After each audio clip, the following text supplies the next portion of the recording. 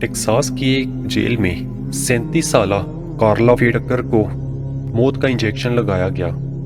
Death bed पर लेटे उसने हंस कर आंखें बंद कर ली। डॉक्टर ने नब्ज देखी और मौत का ऐलान कर दिया और कहा, ऐसी पुरसकून मौत मैंने पहले कभी नहीं देखी। कार्ला बुरे काम करने वाली औरत थी। बचपन ही से वो अपनी माँ के साथ आती जाती और नशे पर लग गई। फिर आहिस्ता आहिस्ता माँ के नक्शे कदम पर चलने लगी। 10 साल बाद उसे ख्याल आया कि उसे इस काम को छोड़कर कुछ और करना चाहिए। सो उसने अपने बॉयफ्रेंड के साथ मिलकर गाड़ी छीनने की स्कीम बनाई। मौका वारदात पर मुज़ाहमत हुई और कार्ला और उसके बॉयफ्रेंड ने अमेरिकी जोड़े को घबरा कर कत्ल कर दिया। कुछ दिनों बाद दोनों पकड़े गए और अदालत ने सजाए मौत सुना दी। फिर अपीलों के चक्कर में काफी अरसा गुजरता गया। इस दौरान जेल के अमले ने देखा कि कार्ला, जो कि शराबी और बदजुबान औरत थी, उसने अचानक सब कुछ छोड़कर बाइबल की स्टडी शुरू कर दी। उसकी जुबान साफ हो गई और इखलाक बहुत अच्छा हो गया। वो अक्सर अपने सेल में बाइबल पढ़ती रहती, मिलना जुल और बातचीत खत्म कर दी। 1 साल बाद वो मुबलगा बन गई और ऐसी मुबलगा जिसके अल्फाज में तासीर थी। उसने जेल में ही तबलीग शुरू कर दी, इबादत और रियाजत को अपना मामूल करार दे दिया और जेल में कई लोगों की जिंदगियां ही बदल दी।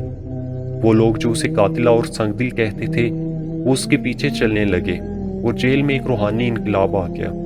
इस बात की खबर जब मीडिया को पहुंची तो वो जेल पर टूट पड़े। हर अखबार में कार्ला की हेडलाइन लगी। हर शख्स ने उसकी फोटो उठाई और उसे माफ करने के लिए मुजाहिरे होने लगे।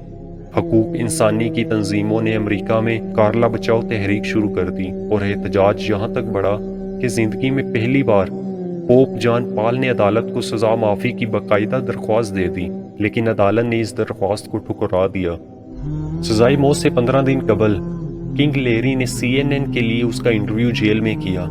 इस इंटरव्यू के बाद पूरे अमेरिका ने कहा कि नहीं, ये वो कातिला नहीं, ये मासूम है। लेरी ने पूछा, तुम्हें मौत का खौफ महसूस नहीं होता? कार्ला ने पुरसकून अंदाज में जवाब दिया, नहीं, बल्कि मैं इस रब को मिलना चाहती हूँ जिसने मेरी पूरी जिंदगी ही बदल दी। अमरीकी शहरियों ने मुतफरका रहम की appeal Texas board of pardon and payroll के सामने पेश की। बोर्ड ने सजा माफी से इनकार कर दिया। फैसला सुनकर अवाम टेक्सास के गवर्नर जॉर्ज बुश के घर के सामने आ गए और एहतजाज करने लगे। अमेरिका के सबसे बड़े पादरी जैकी जैक्सन ने भी कार्ला की हमायत कर दी। बुश ने दरख्वास्त सुनी और फैसला किया कि मुझे कार्ला और जैकी जैक्सन से हमदर्दी है, लेकिन मुझे गवर्नर कानून पर अमल दरामद के लिए बनाया गया है, सजा माफ करने के लिए नहीं। वो अगर फरिश्ता भी होती तो कत्ल की सजा माफ ना हो सकती। मौत से 2 रोज कबल कार्ला की रहम की अपील सुप्रीम कोर्ट पहुंची तो जज ने ये कहकर दरख्वास्त वापस कर दी, अगर आज पूरी दुनिया भी कहे कि ये औरत कार्ला नहीं कोई मुकद्दस हस्ती है, तो भी अमरीकी कानून में उसके लिए रिलीफ नहीं।